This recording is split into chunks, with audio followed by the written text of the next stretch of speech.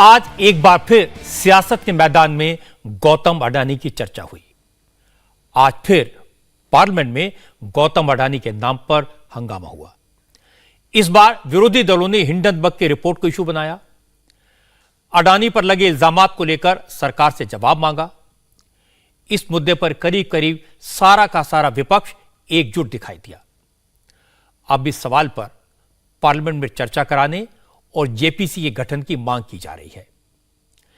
एक और खबर यह आई कि हिंडनबर्ग की रिपोर्ट के बाद आरबीआई ने बैंकों से गौतम अडानी की कंपनियों को दिए गए लोन की डिटेल्स मांगी है। यह भी पता चला कि सेबी और आरबीआई अपने लेवल पर हिंडनबर्ग की रिपोर्ट में लगाए गए इल्जामात की जांच भी कर रही है। दूसरी तरफ गौतम अडानी ने एक बार फिर साफ साफ लफ्जों में कहा, उनकी किसी कंपनी ने किसी भी लेवल पर कोई गड़बड़ी नहीं की है। उनकी कंपनियों का सारा ट्रांजैक्शन ब्लैक एंड व्हाइट में है।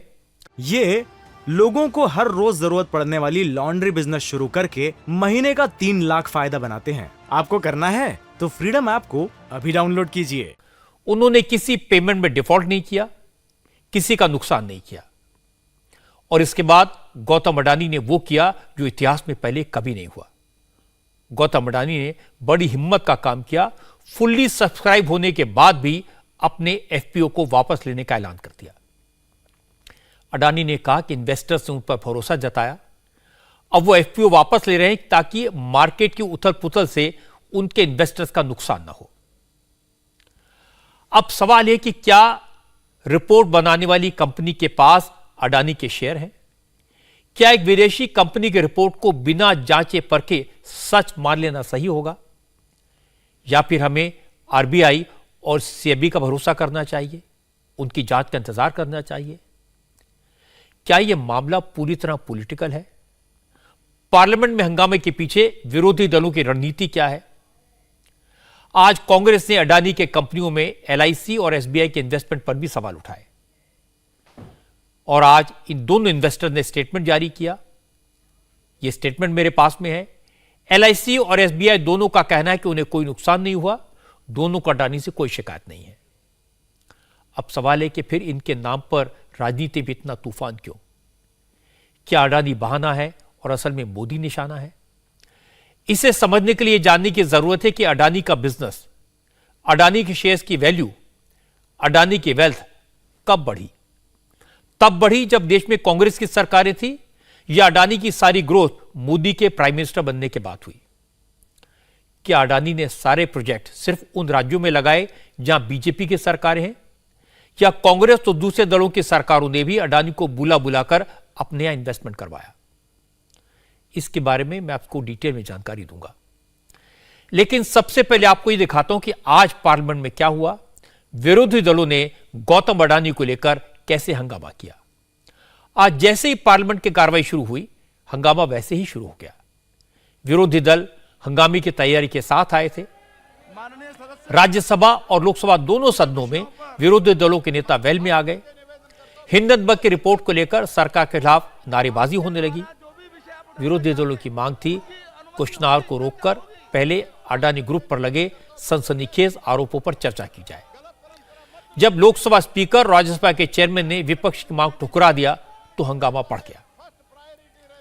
राष्ट्रपति अभिभाषण में थैंक्सगिविंग मोशन का प्लीज। इसके बाद हालात ऐसे बन गए कि दोनों सदनों की कार्रवाई कल तक के लिए स्थगित कर दी गई। वैसे आज सुबह यह क्लियर हो गया था कि पार्लियामेंट में क्या होने वाला है। सुबह कांग्रेस के अध्यक्ष मल्लिकार्जुन खड़गे की लीडरशिप में 13 विरोधी दलों की एक मीटिंग हुई थी। इन दलों ने सदन में चर्चा की मांग की। 9 विरोधी दलों के नेताओं ने कार्य स्थगन प्रस्ताव का नोटिस दिया। विरोधी दलों की मांग है कि सरकार हिंडनबर्ग की रिपोर्ट में लगाए गए आरोपों की जांच के लिए ज्वाइंट पार्लियामेंट्री कमेटी जेपीसी का गठन करे। इसी मांग को लेकर पार्लियामेंट में शोर मचा। सरकार ने साफ कर दिया कि वो हर मुद्दे पर चर्चा के लिए तैयार है।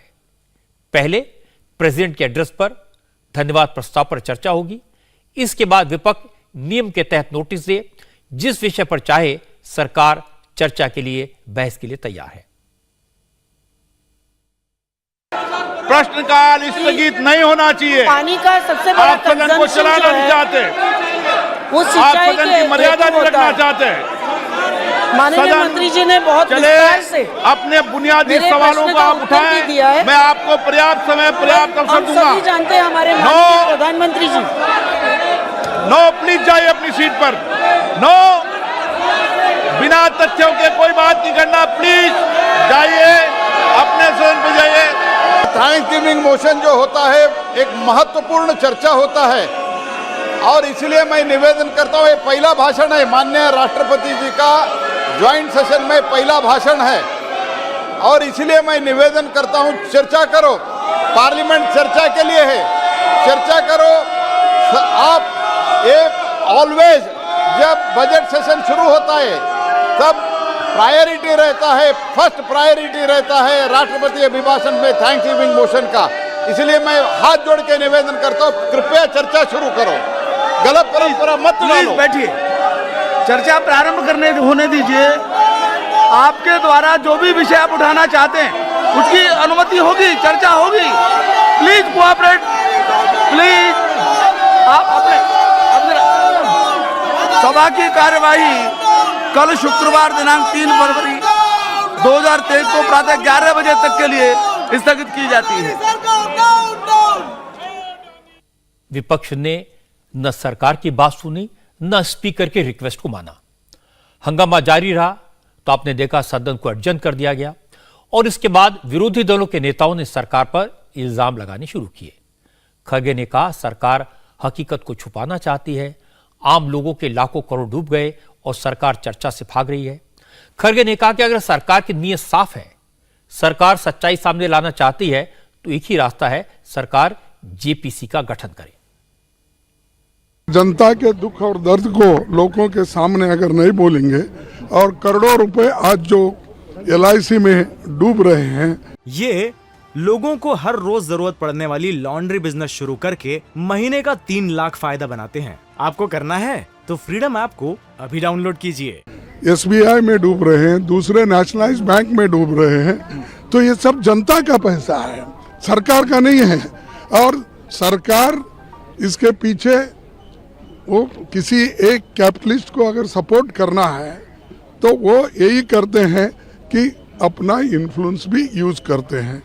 तो हमको ये सच्चाई क्या है अगर मालूम होना है तो एक तो जॉइंट पार्लियामेंट्री कमेटी बिठाकर ये सारे चीज़ों पे एक जो US ने भी एक US फर्म ने एक जो रिपोर्ट आज खुला कर दिया है, अगर इसमें कोई उनको दिक्कत है तो चीफ जस्टिस के नेतृत्व में डे टू डे इस रिपोर्ट की चर्चा करके इंक्वायरी करके देश के जनता को बताए, क्योंकि जनता के करोड़ों लोगों के इसमें पैसे है, इन्वेस्ट किए हैं। इंडिया टीवी हर वक्त हर जगह डाउनलोड करने के लिए सर्च करें India TV news Google play store या ऐप स्टोर पर।